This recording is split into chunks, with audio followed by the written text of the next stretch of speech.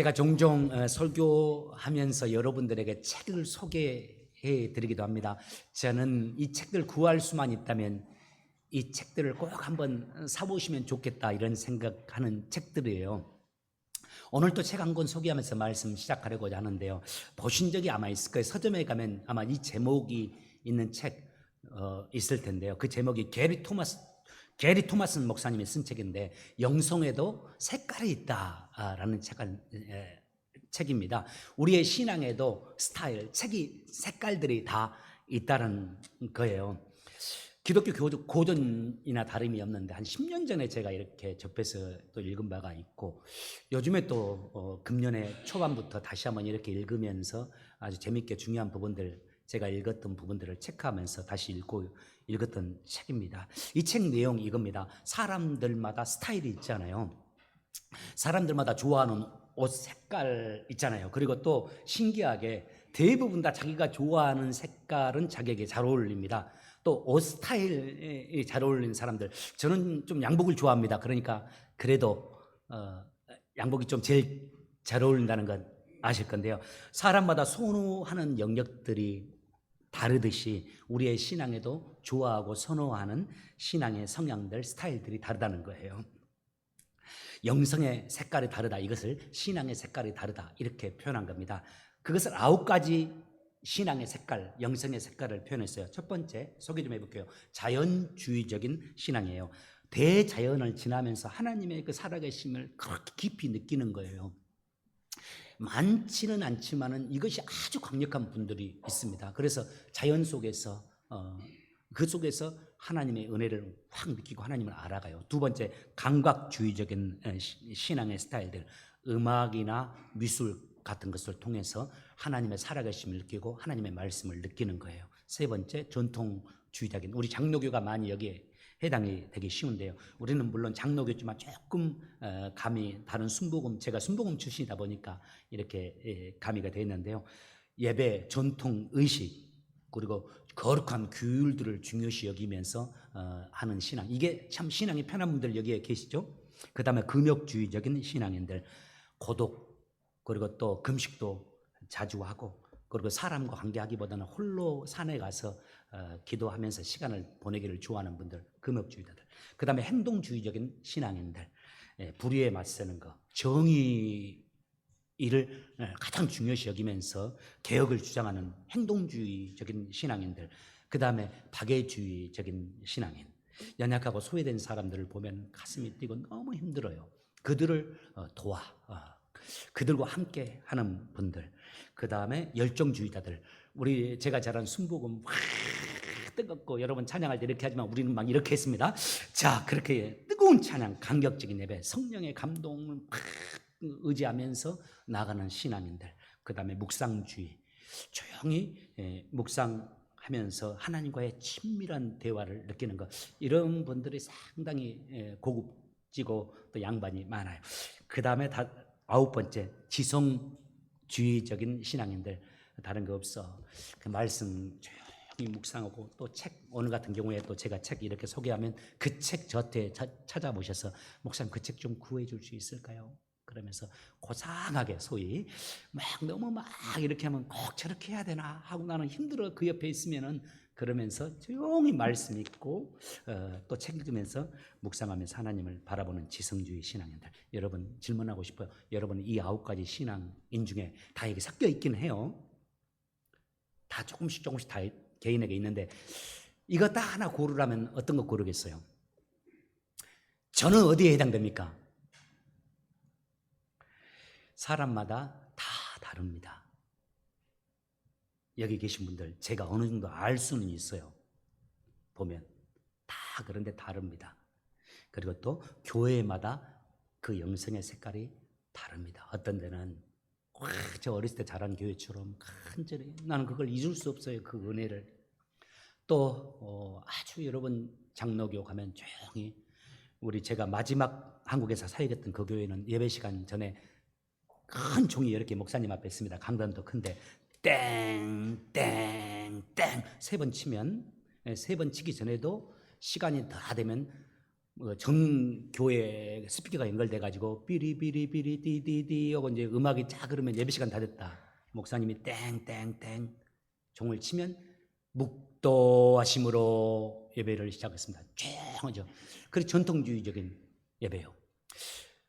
교회마다 색깔이 달라요. 하나님이 교회를 세우시면서 거기에 목회자를 보내시고 그 교회를 세워가시면서 그 색깔들을 만들어 가세요. 마치 지금 여기에 계신 분들 하나님이 처음 교회를 갔는데 어떤 분은 승복음교회, 어떤 분은 감리교회, 어떤 분은 장로교회, 하나님이 다 인도하시면서 그분의 신앙 색깔을 만들어 가신 것처럼 교회마다 다 달라요.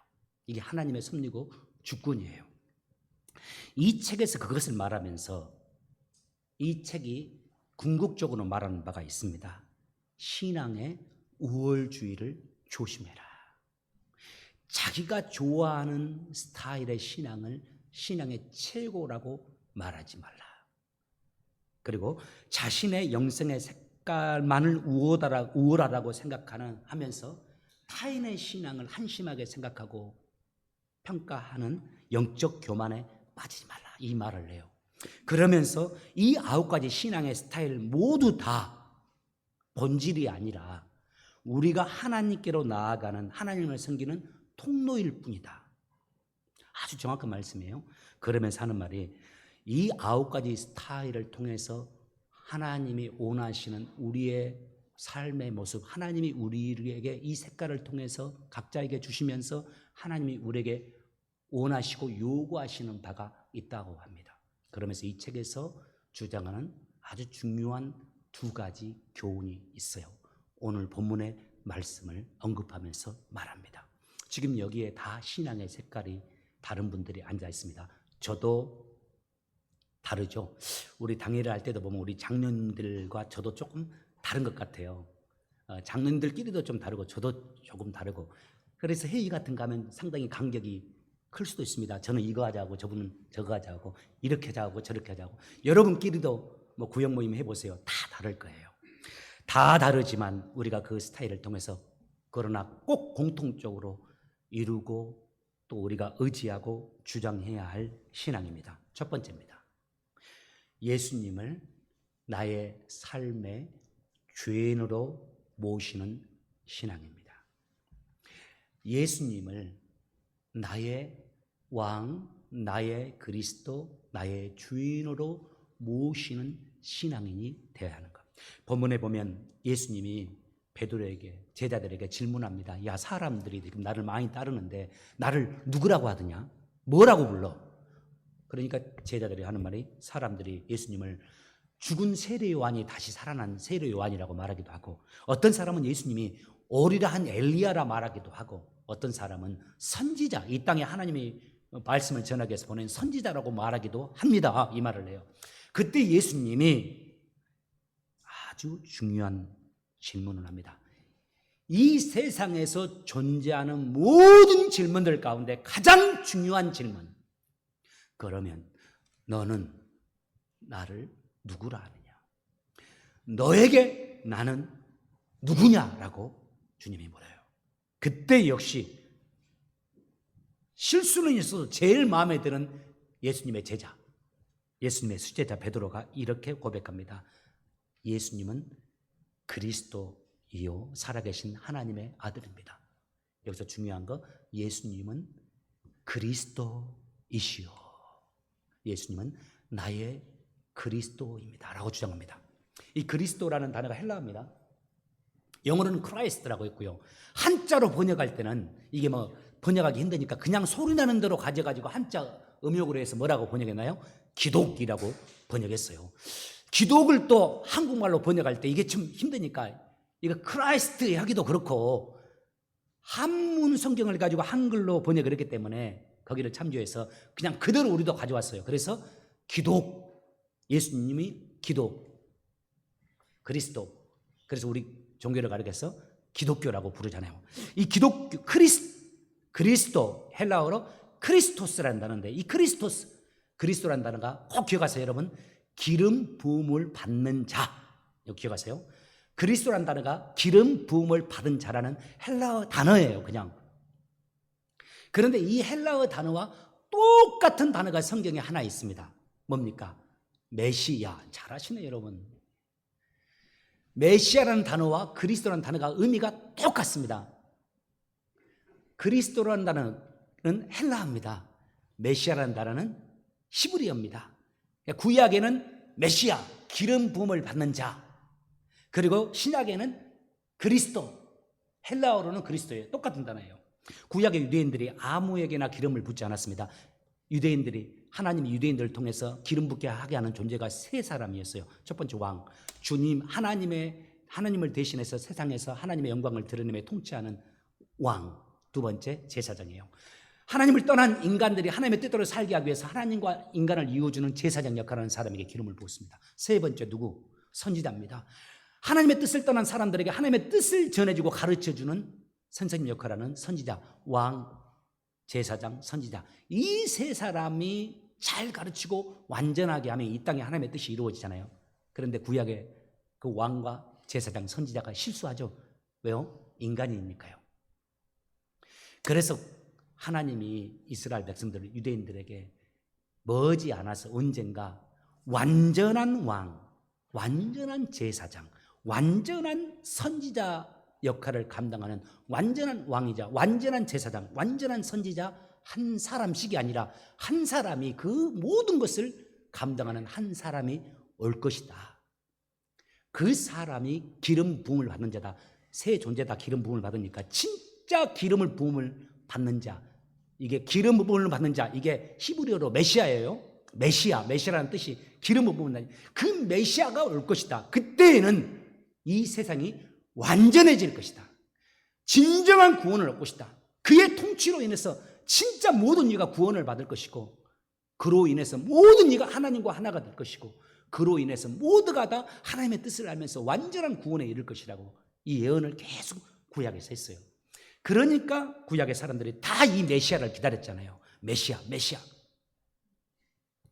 이게 마사흐라는 단어예요, 히브리어로. 그런데 신약의 사람들은, 예수님 시대의 사람들은 이제 헬라 문화에 살았잖아요. 헬라어를 사용했단 말이에요. 그래서 이 메시아라는 단어를 사용하기도 하지만은 이 헬라어로 메시아의 의미를 가지고 있는 기름 부음을 받는 자, 우리나라 말로 하면 그 단어를 만들었는데요. 그게 그리스도입니다. 이 그리스도라는 단어가 두 단어의 합성어예요. 크리스마가 기름 붓다라는 기름 부음을 의미해요. 토스는 당한 사람이에요. 수동태의 사람이에요. 그래서 크리스토 합쳐가지고 기름 부음을 받는 사람. 그래서 메시아라는 단어와 그리스도라는 단어가 똑같아요. 이게 진짜 힘든, 저 신학교 가서 알았는데 잘 들어주셔서 감사해요. 이 정도 되면 집중력이 깨질만 한데, 근데 아마 돌아서면 잊어버릴 거예요. 이건 좀 설명할 수 있을 정도로 되긴 해야 되는데, 아무튼 메시아와 그리스도가 똑같아요.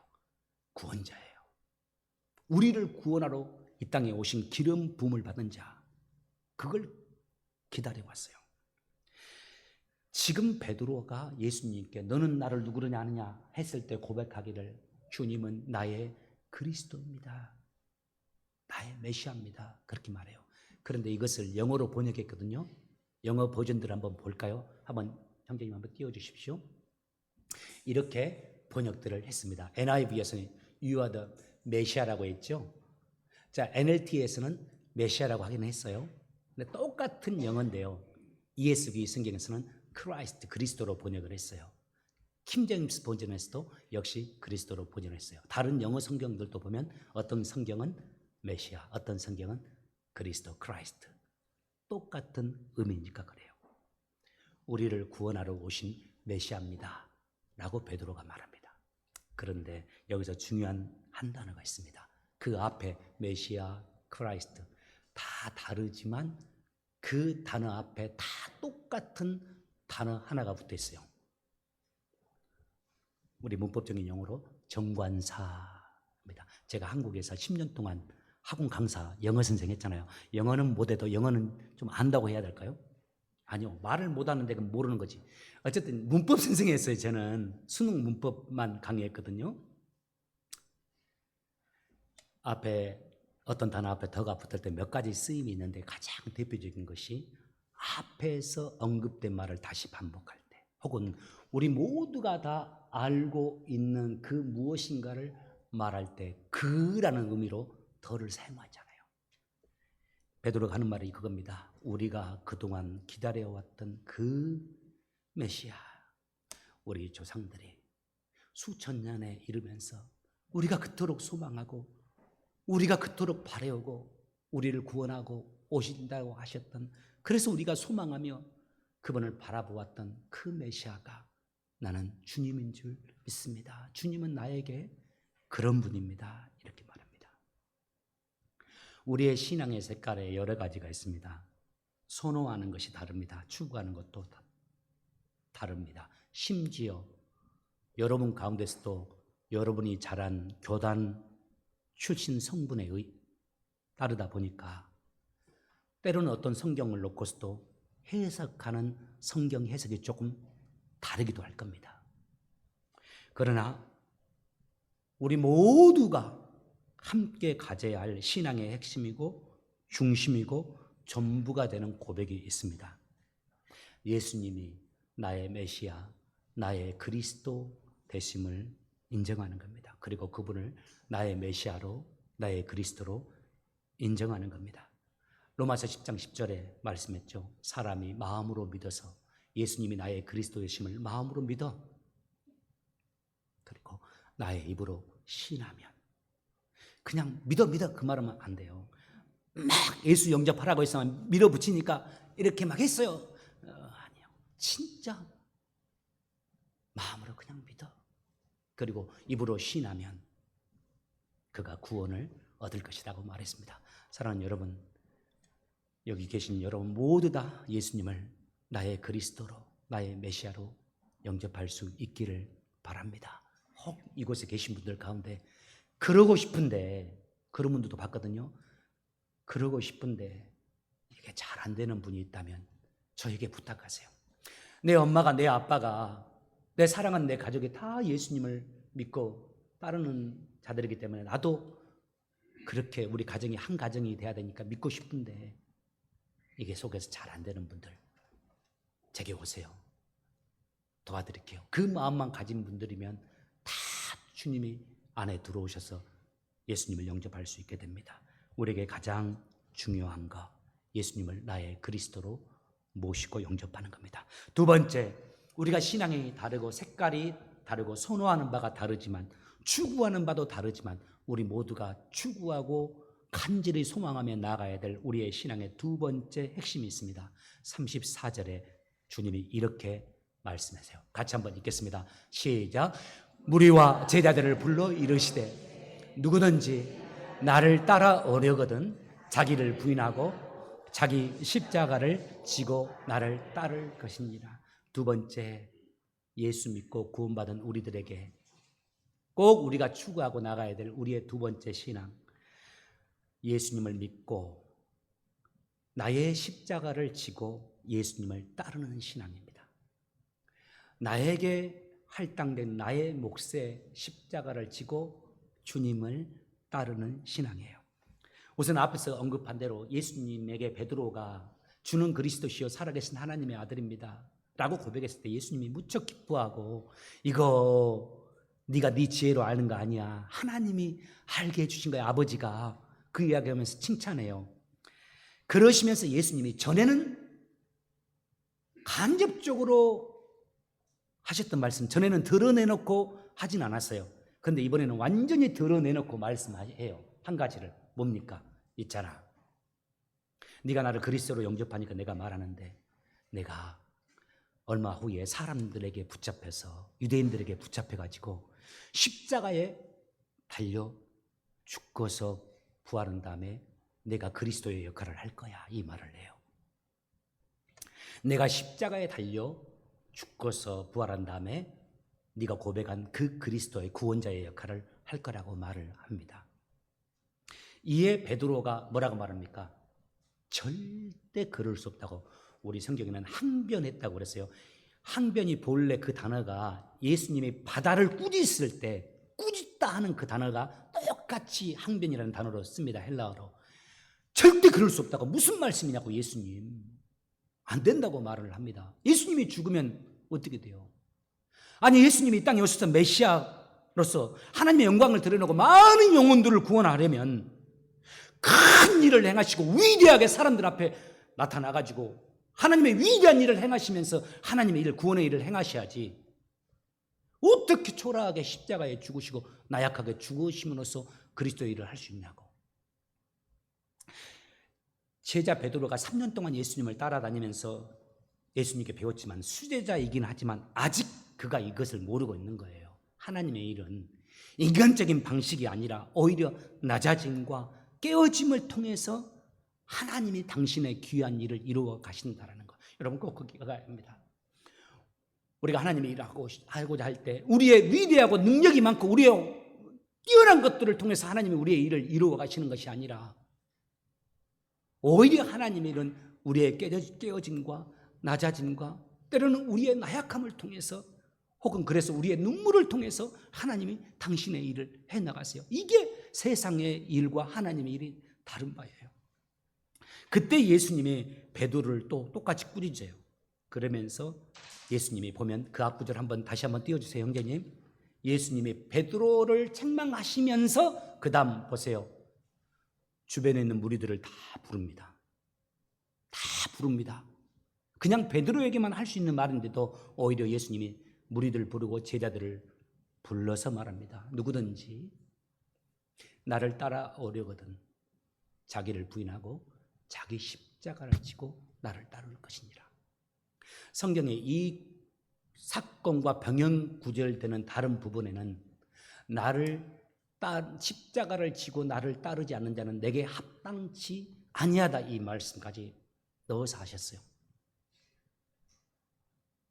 나를 믿고 구원받은 자로서 나의 제자로 살아갈 사람으로서 자기 십자가를 지고 나를 따르지 않는 자는 구원은 받았는지 모르지만 내게 합당치 아니하다 그 말씀이에요. 진정으로 나를 믿는다면, 나의 사람이 되고자 한다면 자기 십자가를 지고 나를 따라야 한다. 내가 나를 믿기 때문에 영광스러움을 또 크고 멋지고 화려한 일을 행하면서 멋지게 살아가는 것, 그걸 예수님이 싫어하는 건 아닙니다. 그러나 그것이 제자된 모습이 아니라 진짜 제자된 모습은 자기에게 할당된 자기 십자가, 여기 보세요. 자기, 본문 보세요. 자기에게 주어진 십자가를 지고 나를 따르는 것이 주님께 합당하다고 말해요. 여러분 십자가가 뭡니까? 이제 애들도 다 합니다. 십자가 힘든 거잖아요. 너무 거창하게 말할 필요 없습니다. 복잡하게 말할 필요 없습니다. 십자가 힘든 겁니다. 그런데 주님의 영광이 드러나기 위해서는 누군가는 담당해야 될 일, 자기 몫입니다.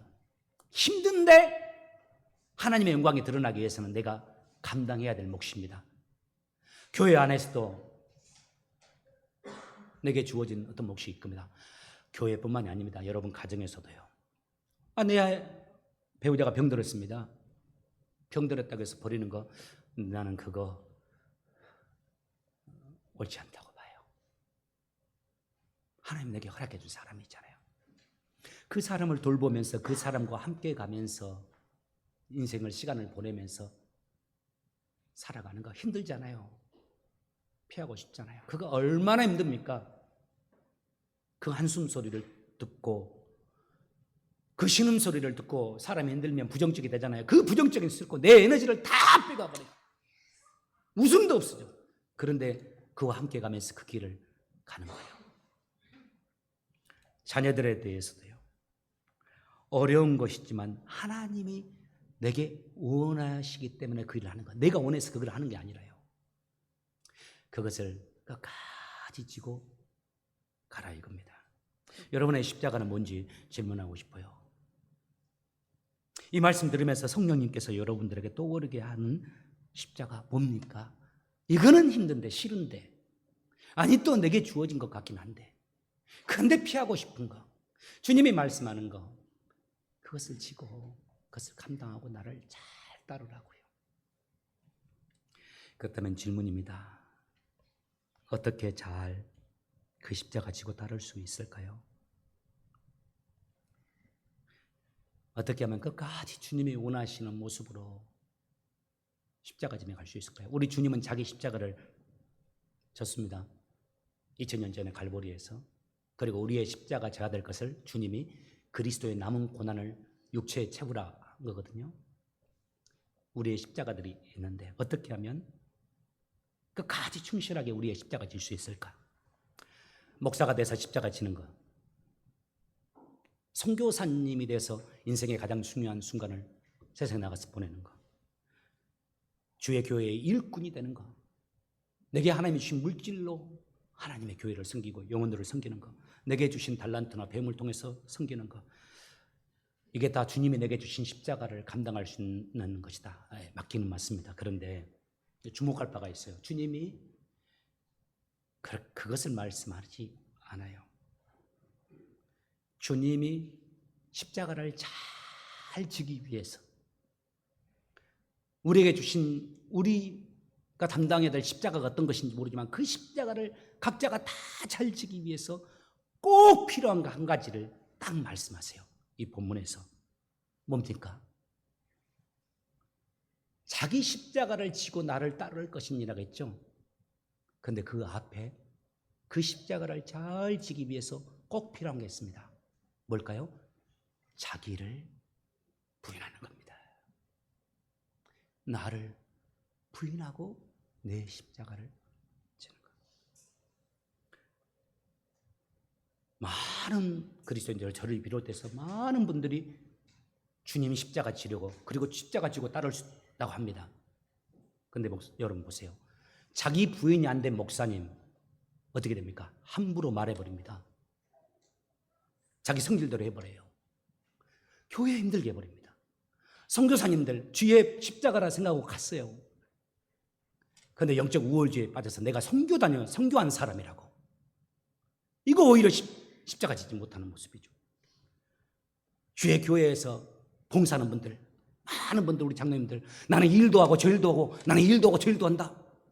영적 교만에 빠져버리세요.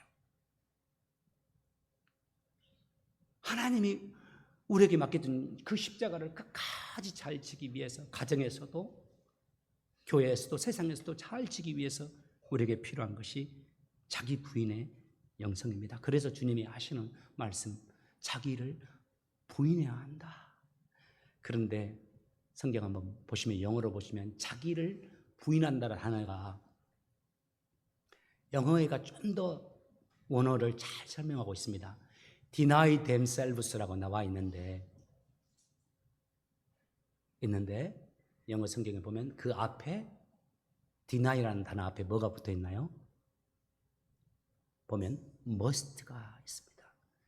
자기를 부인해야만 십자가를 지고 나를 따를 수 있다라고 말하는 거죠. 여러분, 행복한 가정들을 한번 가서 보십시오. 다 자기 부인이 잘된 아내와 남편이 있을 겁니다. 좋은 교회들을 보십시오.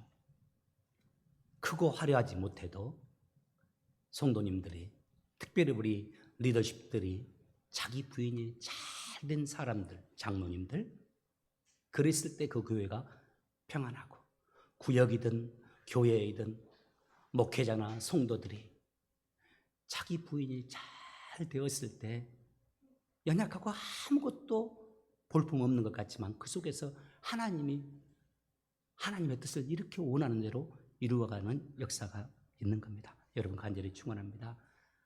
주님께서 저와 여러분에게 주신 우리 목회 십자가들 끝까지 잘 질 수 있기를 주님의 이름으로 축원합니다. 그리고 그 십자가 질 때 힘들고 어려울 텐데, 분명히 힘들 텐데요. 답답할 텐데요. 진짜 눈물을 쏟아야 할 때도 있을 텐데요. 그때 주님이 원하시는 모양으로 내 중심성을 벗어버리고 자기를 부인하면서 주님을 잘 따를 수 있는 여러분의 삶 되시길 주의 이름으로 축원합니다. 기도하겠습니다. 주님, 저희들 예수님을 나의 구주, 나의 주인, 나의 메시아로 모시고 영접하며 살아가는 그리스도인들 되게 하옵소서. 이곳에 계신 함께한 성도들 한 사람 한 사람 모두가 다 예수님이 나의 그리스도임을 고백하고 예수님을 영접하고 그 예수님과 함께 살아가는 하나님의 사람들 되게 도와주옵소서. 그리고 주님께서 구원받은 저희들을 이 땅에 두신 이유, 하나님의 나라와 하나님의 영광을 위해서, 하나님의 선한 일을 이루기 위해서 우리에게 주어진 각자의 십자가들, 하나님 가정에서든지 세상에서든지 그리고 주님의 몸된 교회에서든지 그 십자가를 아는 바 그 십자가를 회피하지 않냐고 잘 치며 걸어가게 도와주시고, 또 나를 부인하면서 내 자아를 깨뜨리면서 하나님의 성령에 이끌림 받으면서 주님의 성품을 닮아서 나를 들여서 나를 통해서 우리 가정이 살아나고 웃음이 있고 기쁨이 있고 우리 교회가 또 내가 서 있는 곳에 하나님의 영광이 드러나고, 그래서 내가 아닌 주님이 나를 통해서 아름다운 일을 이루어가는 참된 그리스도인들, 하나님의 사람들 되게 하여 주옵소서. 그래서 가정마다 웃음이 있게 하시고 행복이 있게 하시고 회복이 있게 하시고, 우리 교회 연약하고 작은 교회이지만 하나님의 사랑 안에서 서로 사랑하면서 서로 의지하면서 축복하며 나아가는, 그래서 하나님의 뜻이 하나님의 때에 아름답게 이루어지는 우리 교회 되게 하여 주옵소서. 예수님의 이름으로 기도합니다. 아멘.